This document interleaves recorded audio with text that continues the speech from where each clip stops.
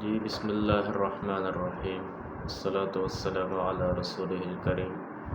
وعلی آلہ واصحابہ اجمعین، اما بعد۔ آج ہم آپ صلی اللہ علیہ وسلم کے صبر کے بارے میں بات کریں گے کہ آپ صلی اللہ علیہ وسلم لوگوں کی دی ہوئی مصیبتوں کے اوپر کتنا صبر کیا کرتے تھے اور آپ صلی اللہ علیہ وسلم کی یہ صفت جو ہے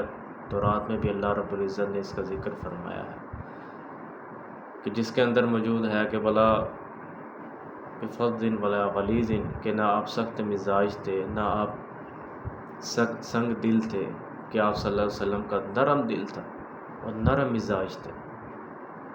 ولا يدفع السیئۃ بالسیئۃ، اور نہ ہی آپ برائی کا جواب برائی سے دیا کرتے تھے، بلکہ اگر کوئی آپ کو برا بھی کہتا تو آپ اس کو اچھا کہتے تھے، آپ اس کو معاف کرتے تھے۔ اور جب کوئی آپ کے ساتھ برائی کرتا تھا، آپ کو تکلیف پہنچاتا تھا، تو آپ علیہ السلام اس سے بدلہ نہیں لیا کرتے تھے، بلکہ آپ اس کو معاف فرمایا کرتے تھے اور درگزر اس حرکت سے درگزر فرمایا کرتے تھے۔ ایک دفعہ آپ علیہ السلام نماز پڑھ رہے تھے تو آپ سجدے کی حالت میں گئے تو کفار نے آپ علیہ السلام کے کمر مبارک کے اوپر اونٹ کی اجڑی لا کے رکھی،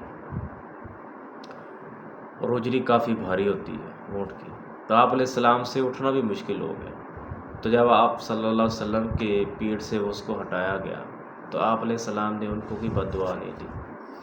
نہ آپ نے ان کے ساتھ کوئی بد کلامی کی، بلکہ آپ نے یہ فرمایا کہ بھائی ہم اپنے پڑوسیوں کے ساتھ ایسا سلوک کیا جاتا ہے، ایسے تو نہیں ہوتا ہے۔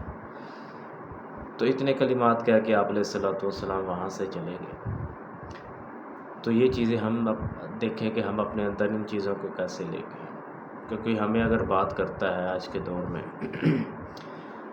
تو کیا ہمارے اندر اتنی برداشت موجود ہے کہ ہم اس بات کو برداشت کریں اور اس سے درگزر کریں؟ نہیں۔ تو یہ آپ علیہ السلام کی سنت ہے جو ہمیں اپنے اندر لانی چاہیے کہ اگر کوئی ہمیں برا کہتا ہے تو اس کو درگزر کریں، اس کو معاف کریں۔ یہ اعلیٰ اخلاق کا درجہ ہے کہ لوگوں کو معاف کرنا، اور اللہ کا قرب پانے کا سب سے آسان طریقہ لوگوں کے ساتھ اچھے اخلاق سے پیش آنا۔ تو دعا ہے اللہ پاک ہمیں اس پہ عمل کرنے کی توفیق عطا فرمائے۔